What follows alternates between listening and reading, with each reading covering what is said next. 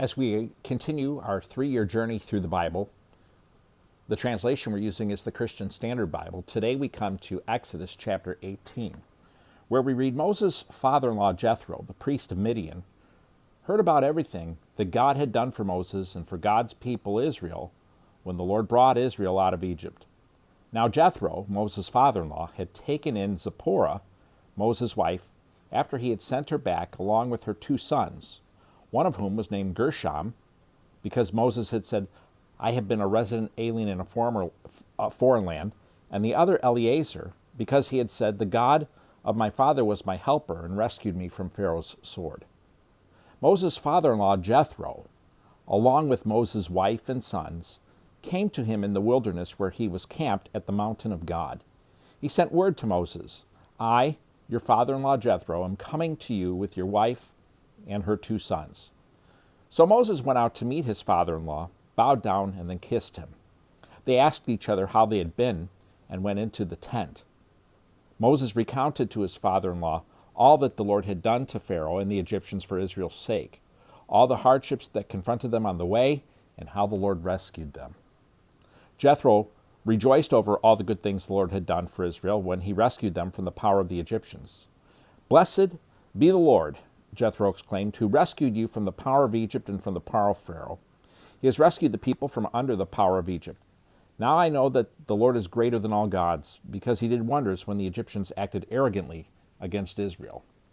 Then Jethro, Moses' father-in-law, brought a burnt offering and sacrifices to God, and Aaron came with all the elders of Israel to eat a meal with Moses' father-in-law in God's presence. The next day Moses sat down to judge the people, and they stood around Moses from morning until evening. When Moses' father-in-law saw everything he was doing for them, he asked, What is this thing you're doing for the people? Why are you alone sitting as judge, while all the people stand around you from morning until evening? Moses replied to his father-in-law, Because the people come to me to inquire of God. Whenever they have a dispute, it comes to me, and I make a decision between one man and another. I teach them God's statutes and laws. What you're doing is not good, Moses' father-in-law said to him. You will certainly wear out both yourself and these people who are with you, because the task is too heavy for you. You can't do it alone. Now listen to me. I will give you some advice, and God be with you. You be the one to represent the people before God and bring their cases to him. Instruct them about the statutes and laws, and teach them the way to live and what they must do, but you should select from all the people able men, God-fearing, trustworthy, and hating dishonest profit. Place them over the people as commanders of thousands, hundreds, 50s, and 10s. They should judge the people at all times. Then they can bring to you every major case, but judge every minor case themselves. In this way you will lighten your load, and they will bear it with you.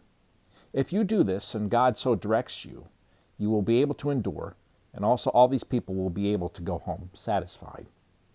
Moses listened to his father-in-law and did everything he said. So Moses chose able men from all Israel and made them leaders over the people as commanders of thousands, hundreds, 50s, and 10s. They judged the people at all times. They would bring the hard cases to Moses, but they would judge every minor case themselves. Moses let his father-in-law go, and he journeyed to his own land. Exodus chapter 18. Thanks for joining me. We'll see you tomorrow.